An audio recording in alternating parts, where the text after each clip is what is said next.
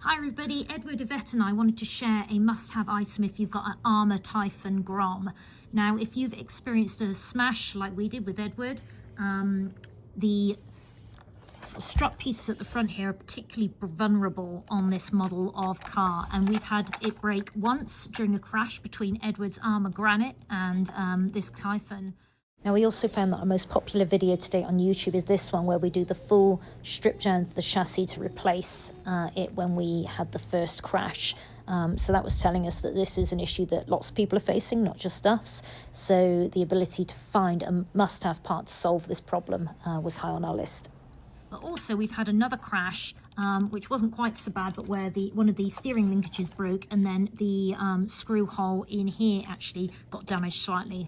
So a quick Google on the internet, and we were able to find that you can get this aluminium brace. Now, it's available from AliExpress. I'm sure other places sell it as well, but we managed to get it fairly cheap. I think it was something like, $15, $16, including tax. Took a couple of weeks to come.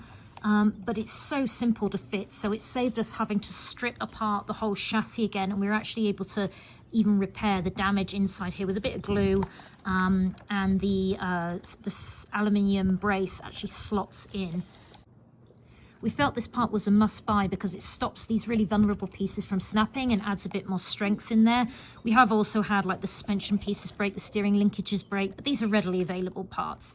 The chassis at the moment is on back order from Horizon, and the next ones aren't due to come in until June right now. So we've been lucky enough to get a spare chassis for if we do damage this again, because it was already faulty when we stuck the aluminium brace on. But yeah, hopefully this keeps us going for a bit longer and withstands some of the crashes and bashes that the kids put the truck through.